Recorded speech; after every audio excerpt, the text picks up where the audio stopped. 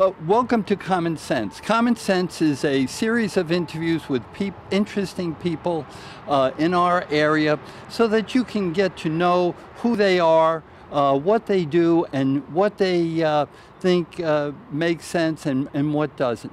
Today, I'm Rudy Breglia, and today I'll be interviewing Tom Kramig, who's the president and CEO of the Lake Erie Crushers. Thank you, Tom, for agreeing to the interview. And why don't you start us off with giving us a little background, where you were born, where you lived, and maybe what brings you to the Lorain County area. Well, thanks. First of all, thanks, Rudy. I appreciate the opportunity to be on your show today, and it's a pleasure to be here, or should I say to have you here at our ballpark at Mercy Health Stadium. Pleasure's mine. I'm a Cincinnati guy. I was born and raised in Cincinnati. Have lived here since I purchased the Lake Erie Crushers with my wife Jacqueline in the winter of 2015, 2016. Been operating the team with the exception of 2020 since then. And so far I'm loving being in Northern Ohio and having a ball. Okay, well, tell us about the steps you've taken in your career. I started life as a TV news producer, so I was on that side of the camera for about 10, 12 years. That was my career out of college. I was a journalism, broadcast journalism major at Florida Southern College, where I went to school, and did that for about 10 or 12 years. It got me into the video production business.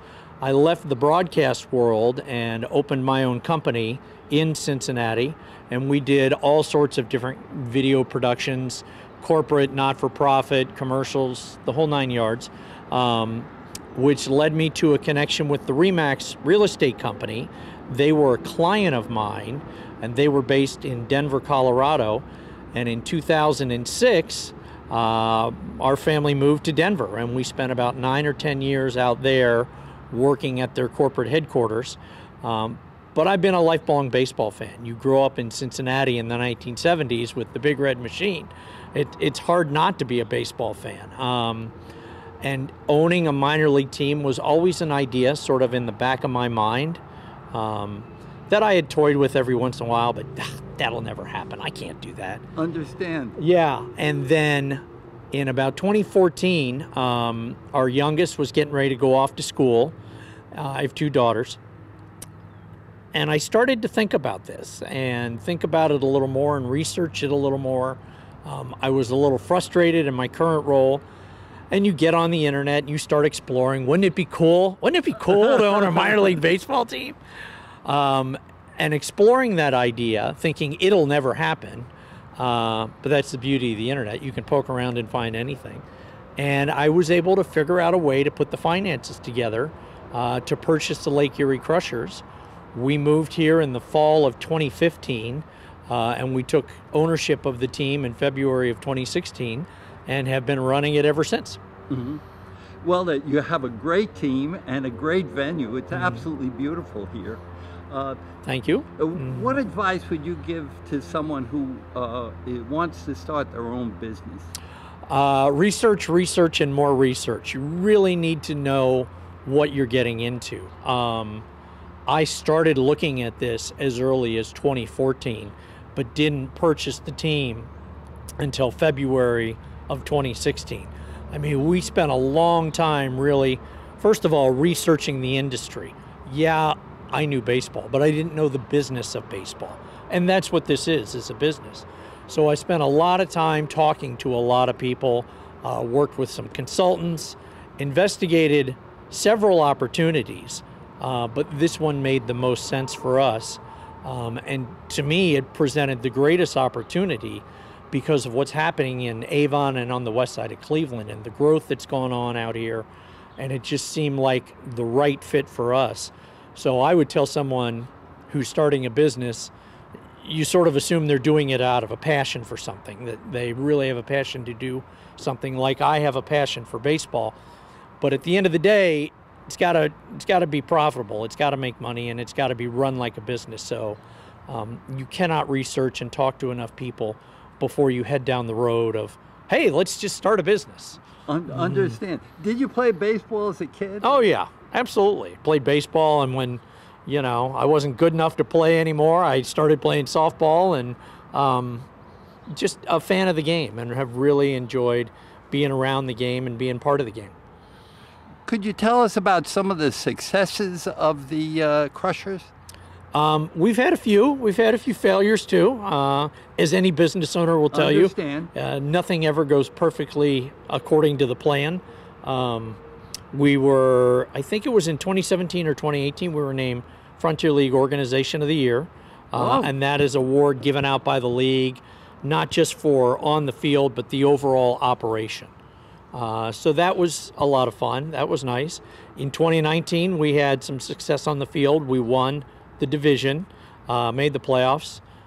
Didn't do very well, but hey, we made the playoffs.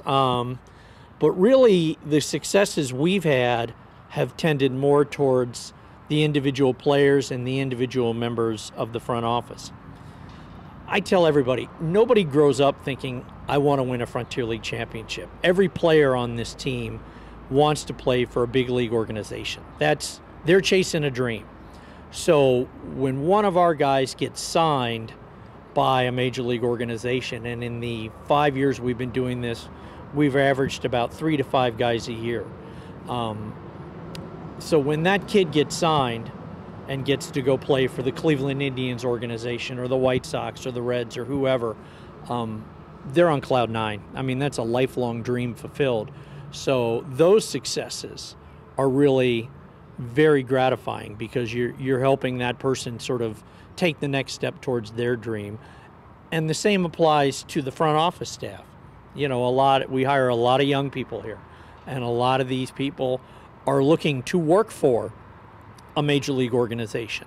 And in our time here, we've sent people to the Cavs and to the Browns, to the Pittsburgh Steelers. I hate to say that, being a Cleveland person now. To Major League Baseball, to Major League Soccer. We had a sales guy join the Indiana Pacers NBA franchise. So when those individuals get to take a step closer to their dream, it's very gratifying. So the Crushers' successes are your successors' successes with the different players and the different staff that you have. Yeah, that's a big part of it. Now, I have my own goals. I want to win, okay? I want to win a Frontier League championship. I hate losing at anything. So that's why we're doing this every summer, is to go out and win a Frontier League championship. So that's an unfulfilled goal of ours right now, is to reach that level, to win a title in the Frontier League. Understand. What's the mission of the Crushers? The Crushers are devoted to providing our guests with a variety of quality, affordable fun for all ages and family-friendly environment. Our foundation is built on hospitality, integrity, and a positive culture, while striving to be the west side of Cleveland's hometown team. Now that sounds good. All mission statements sound really good and are well crafted. What we provide here is affordable family entertainment. Okay? That's really what we're about. 90% of the people who walk in this ballpark can't name a player on our roster. They don't know if we're in first place or last place. And they may leave in the 7th inning of a tied ball game and not know who won, or get up the next morning and care who won. And that's fine, okay? But they have fun doing it. But they have fun doing it. That's what we're about.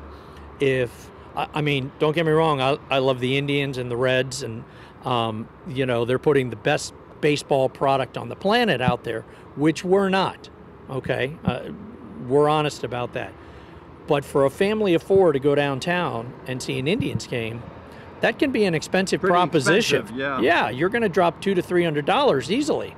And they can get maybe not the same level of baseball, but the same experience out here for less than $100. I mean, our tickets are anywhere from $10 to $12. The cost of a hot dog here is less than $5. I don't know what they're charging downtown. But affordable family entertainment, a fun night out, is really what we sell. So we really focus on that fan experience, okay?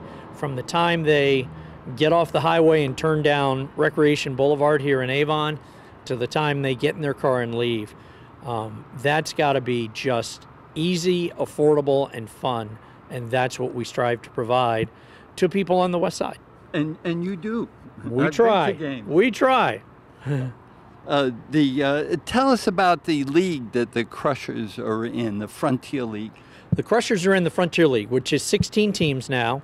It stretches all the way from Quebec City, Canada, out to St. Louis, all through the sort of the Northeast, through the Midwest. We are the largest of the MLB partner leagues, and we'll get into that in a minute. But it's a pretty competitive league. It's competitive baseball. So we're very happy in the Frontier League. It fits our geographic layout. So the Frontier League, we're all about it.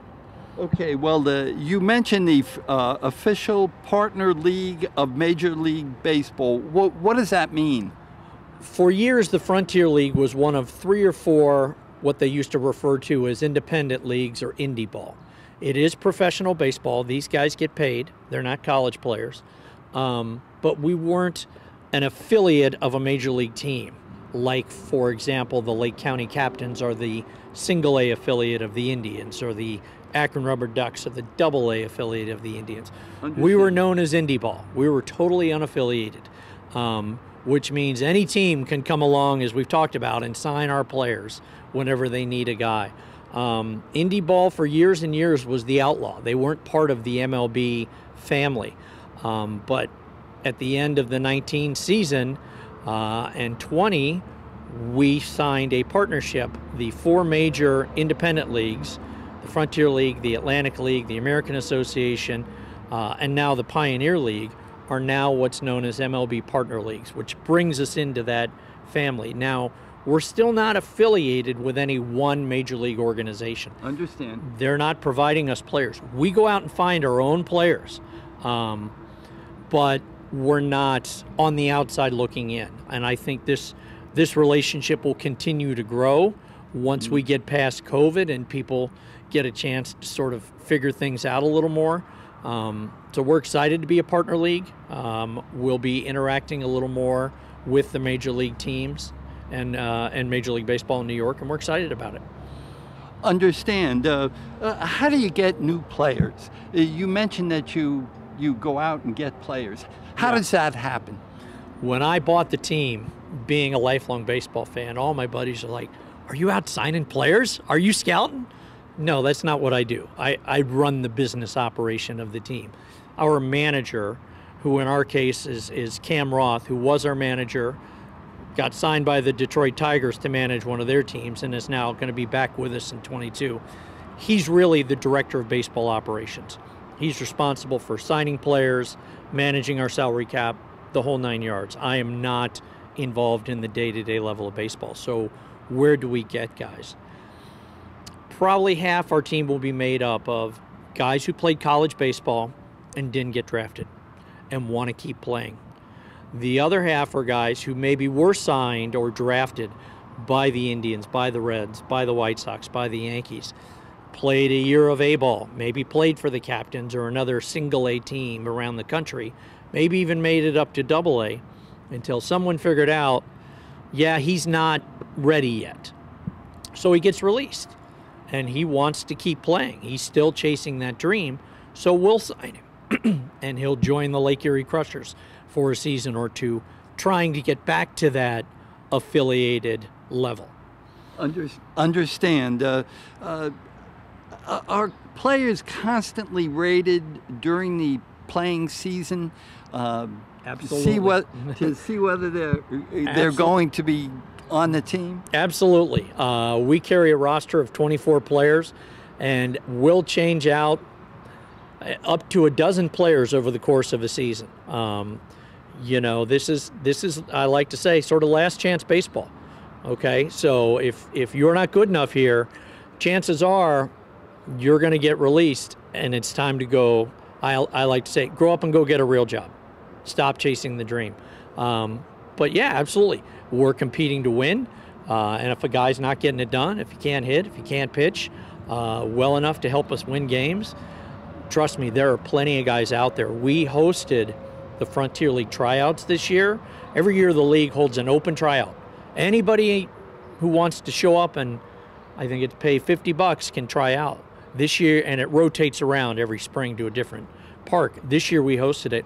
We had over 312 kids who signed up. So trust me, if you're not getting it done, there's plenty of guys out there who are fighting for your job. So these guys, they understand they're sort of hanging on to the dream by the skin of their teeth. They work very hard. Okay, well, tell us, how many staff do you have both on and off season? Front office staff year-round is about a dozen people, and they're doing things like ticket sales or advertising sales or planning our promotions or our marketing or stadium operations. We have about a dozen of those folks. Starting in May, that number will jump up closer to 100 people because you're staffing concession stands and ticket takers and ushers and parking staff and all the various and different things. Plus you're throwing in there 3 coaches, 24 baseball players, a clubhouse attendant. So yeah, our payroll in the summer is close to, if not over 100 people. But when that season ends, it drops back down to a dozen. Okay. How long is this season? Season starts the second week of May. We play 96 total games, 48 home, 48 on the road, plus we'll usually play an exhibition game or 2. We play second week of May through Labor Day weekend is the regular season. We end on that Sunday, and then we'll do about 2 weeks of playoffs after that. Understand. Tell us about the stadium itself, the Mercy Health Stadium. Where is it? You know, how big is it? That kind of thing. Mercy Health Stadium is located in Avon, Ohio. It's right on Interstate 90. You can probably hear it in the background. The cars roaring by. We're right off 611. The stadium itself was built by the city of Avon, and they own the ballpark. We lease it. It holds about 3,500 seats. Plus, I think you can probably see behind us the general admission hill. The seats run everything from the seating bowl, what we call the home box tickets, to the terrace tables where we're sitting right now. We have 11 second level luxury suites. We have open party decks because we do a lot of group outings. We have concourse boxes that have a little higher grade cushioned patio furniture. You can get food delivered right to your seat at a terrace table or a concourse box. So it's got a little something for everybody as far as seating. Okay, tell us a little bit about, you mentioned the city of Avon built this stadium and you lease it. Tell us a little bit about that. When I came in and bought the team from the original owner in winter of 2015-16, I assumed the existing lease from the city of Avon. We pay rent, we share some of the repair expenses out here, but we essentially manage the stadium 365 days a year. The city can hold events here. For example, the city recently sponsored the Avon High School multi-class reunion that was held out here in September, but primarily it is run and operated by the Crushers. Now, when I got here, I thought I bought a baseball team. I rented a facility, and 48 baseball games isn't going to get it done from a business perspective. So we try to use this facility as much as we can, given that we're in northern Ohio between the 1st of March and the 1st of November. And actually we're doing events all the way up until mid-December this year. Okay. Okay. You mentioned special events. What special events have you had? We've done concerts out here. We've done a craft beer festival for several years out here. We've done celebrity charity softball games out here. We do a lot of youth sports out here. We're doing a flag football league this fall, starting at the end of October and going into December. During the spring, there's quite a bit of high school and college baseball that's played out here. Avon High School plays here, St. Ed's plays here, Notre Dame College plays here. So we try to keep something on this field every day. And Avon High School gets to use the stadium for free as part of the lease agreement, but everybody else is paying a rental fee. So we try to do as much of that as we can to maximize usage of the facility. And now the question I have next is something I love to talk about is you have fireworks Fridays, spectacular Saturdays, and fun Sundays. Tell us a little bit about those events. Well, again, as we discussed earlier, not everybody here is a baseball fan, okay? They're just looking for a fun night out.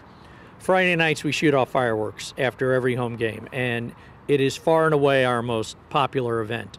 We'll have, yeah, we'll have 2,500, 3,000 people here typically on a Friday night waiting for that fireworks show after the game. And the shows are pretty good. Saturday could be anything. Could be a giveaway of a bobblehead. Generally, after Saturday games, we do kids kickball on the field, where once the game is over, there'll be a couple hundred kids out on that field playing kickball games all over the place and running around having a blast. Sundays, we do post-game autographs. We also have ticket incentive deals for families on Sundays because that's a 2:05 game and more of a family outing day than maybe the Friday night or Saturday night games. But families are really here every night. So, what about Wagon Wednesday? Well, what is that? Tail Wagon Wednesday. That's bring your dog. Most places call it Bark in the Park. You can bring your dog to the ballpark, and a lot of teams will do one or two of them over the course of the summer.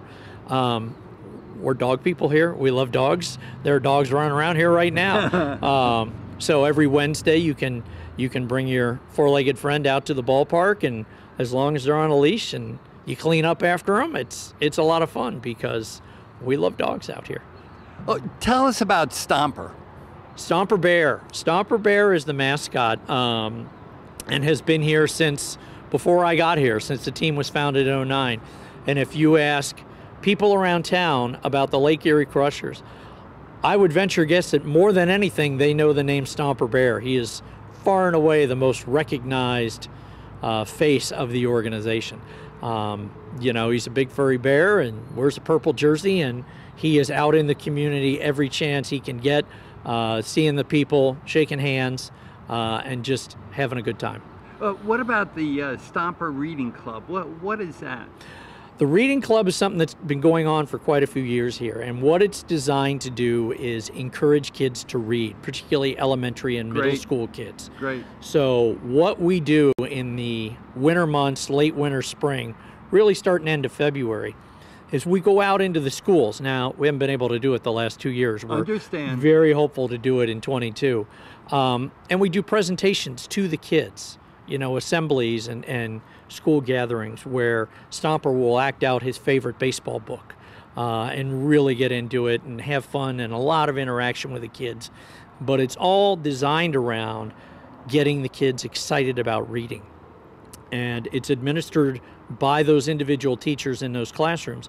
Any kid who reads 4 books that the teacher deems, you know, at their reading level, they get a free ticket to a Crushers game that summer. Wow. And we've presented annually to over about 20,000 kids. He's out at least 40 to 50 times every year visiting different schools, and again, getting people and getting kids excited about reading. Oh, that's great. Tell us about the Crushers logo.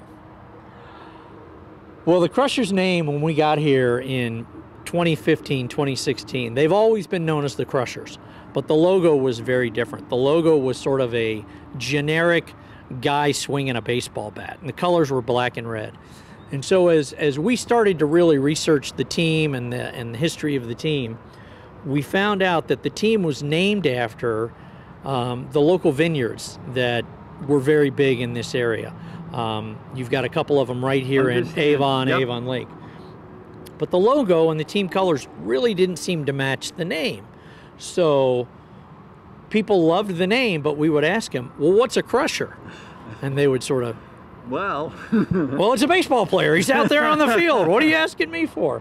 So we dug into it a little more and decided that we wanted to rebrand the logo, not the team name, but do a better job of telling the story about what do the Crushers mean? What does Crushers mean? And why are they called that? And so we've tried to do that with the grape and getting back to the history of the local area and what the team was really named for. Understand. What's the Fan Attic? Fan Attic is our gift shop. That's where we sell hats and t-shirts and souvenir balls and foam fingers and pretty much anything you could possibly want with a Crushers logo on it. It's right here in the ballpark. It's open most days. What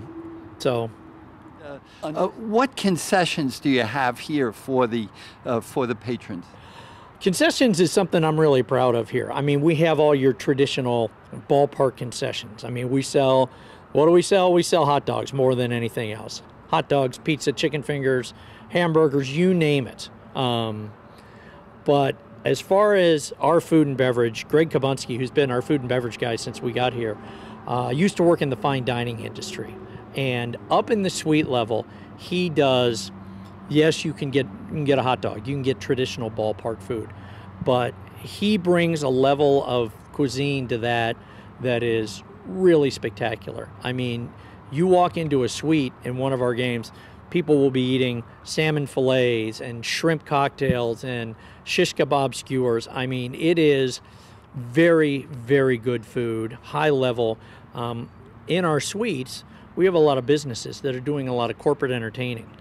And if you're trying to sell a client on something, you know, here, have this hot dog and beer. So we really try to take it to a higher level as far as food and beverage in the suites. And Greg does an outstanding job and really puts his heart and soul into it. And it's great stuff. What's the most popular food or drink here? Well, as much as Greg loves to do all that high-end stuff, that's the really fun part because he came from the fine dining world.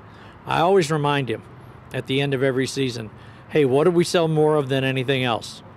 Hot dogs.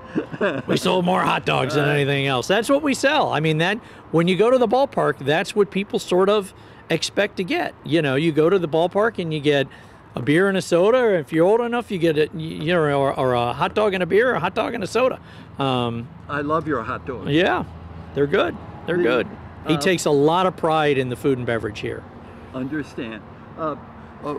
What does it mean to be a Crusher partner? You see the signs all over the ballpark. Those are corporate partners or businesses that are supporting the Crushers. They get great exposure out here. You know, we're hopeful that in 2022, we're going to put 150,000 people through this ballpark. That's some pretty good exposure for the West Side. But it's also companies that are interested in supporting what the Crushers are about, and that's being a good corporate citizen, a good community partner, giving back to the community. We have close to 100 corporate partners out here. You can see all the signs when you're out here at the ballpark, and we could not do this without them. They are absolutely vital to the bottom line here and to what we're able to provide the people who come out to the ballpark. And what are the United Kingdom Kent Mariners? That's an interesting story. They reached out to us this past off season.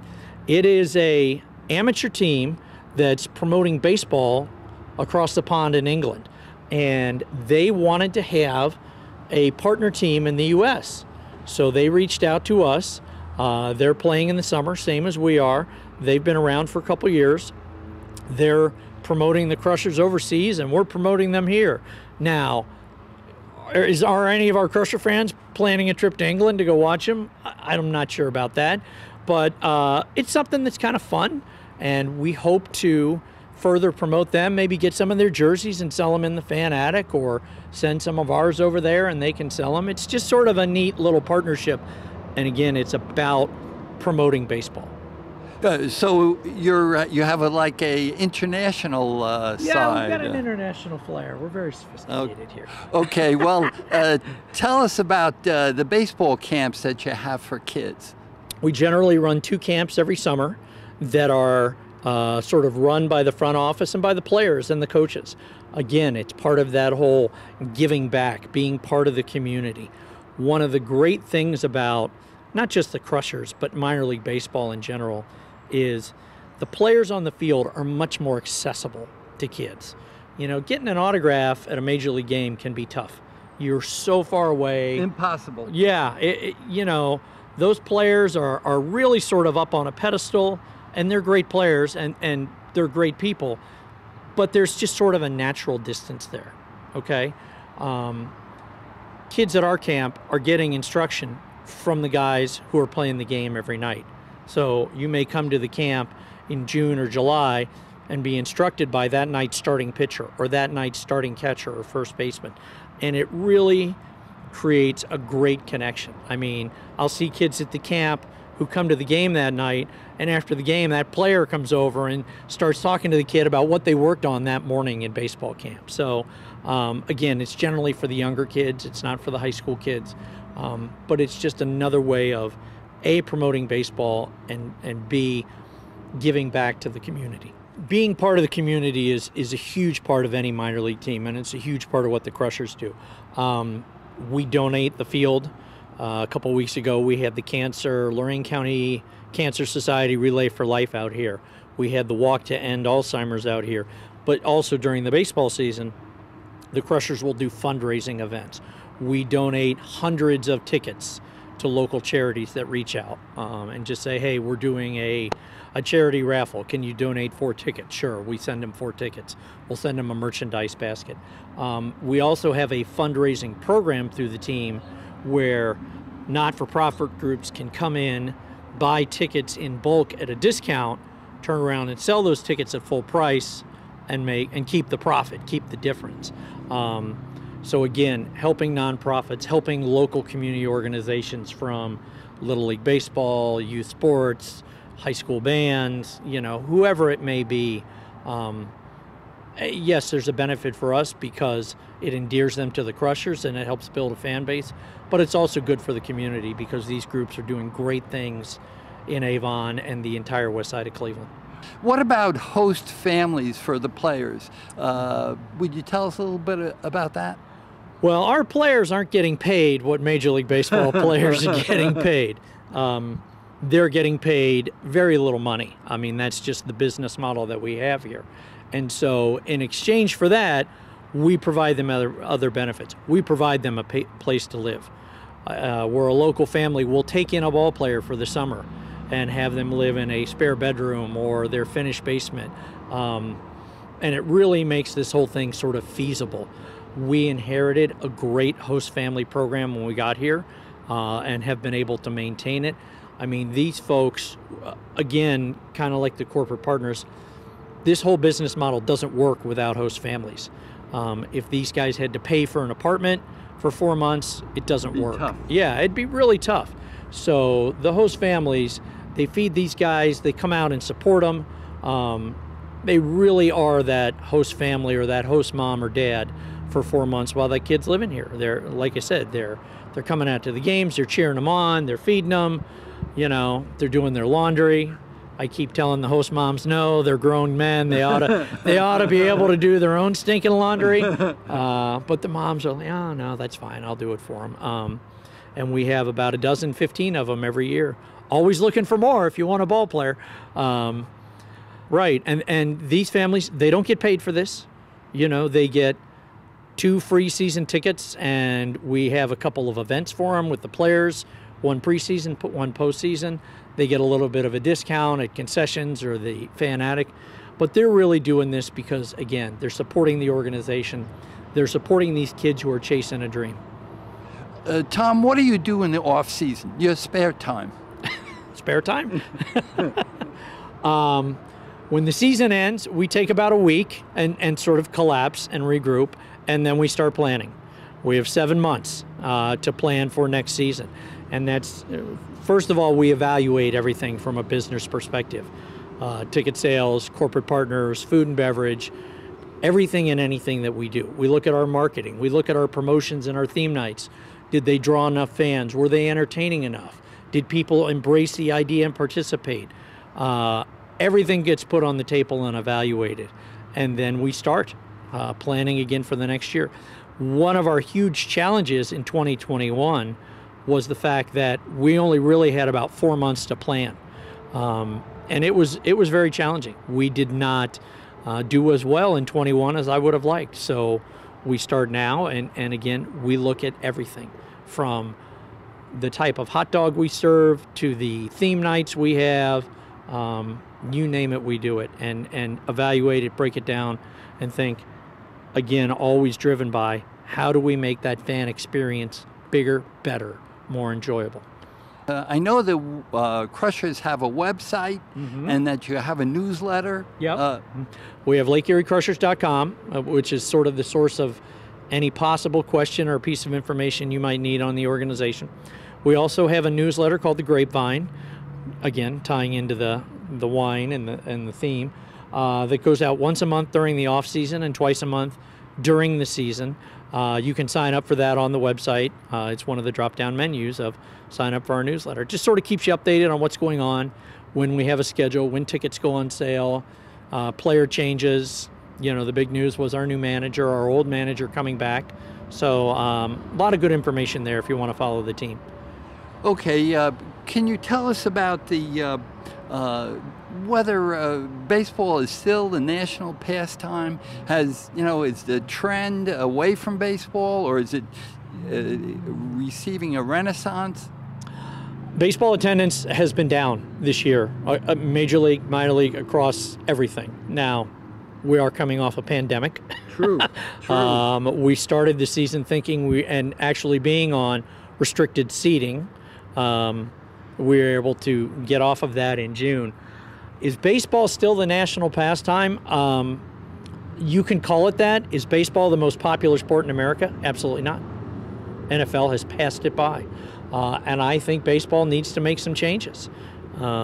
Major League Baseball, even though we're a partner league, they haven't called me to ask me about those changes yet. But the game needs to be more entertaining. It needs to appeal to younger fans. It's still a great game. But that's not to say it couldn't be improved in certain ways. One of the things I would love to see is a pitch clock. You know, there's a shot clock in basketball. There's a play clock in the NFL. Nobody, including the owner of the Crushers, wants to sit here for a 4-hour baseball game, okay? The game is too slow. It needs to be sped up.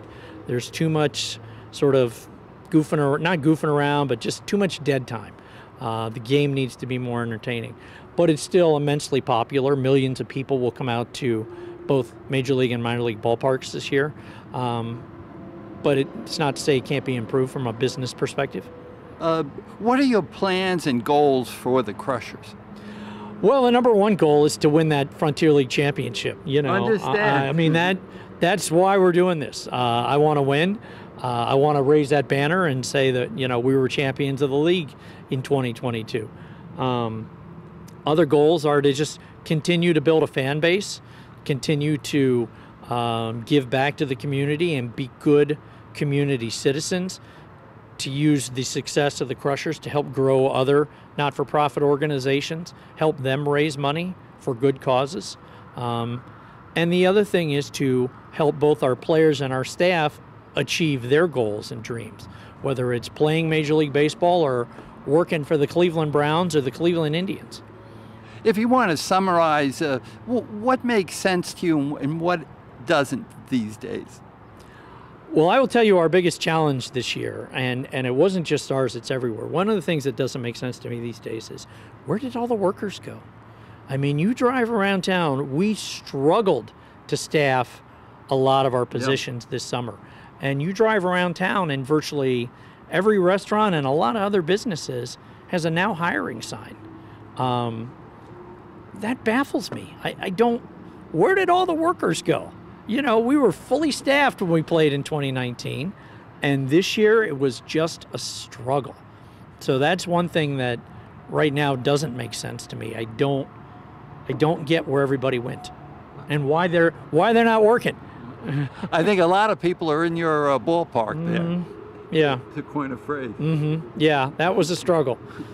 Well, thank you very much, Tom.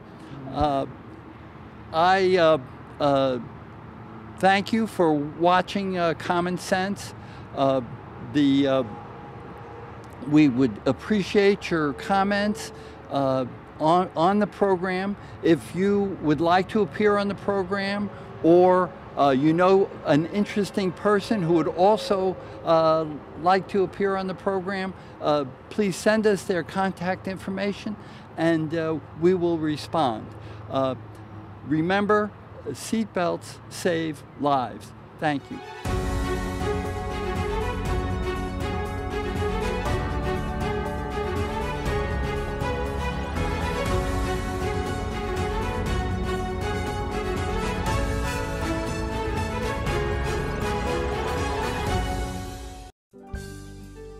The preceding program was presented to you by a community producer. The statements, views, and opinions expressed were not necessarily those of ALC TV or the City of Avon Lake.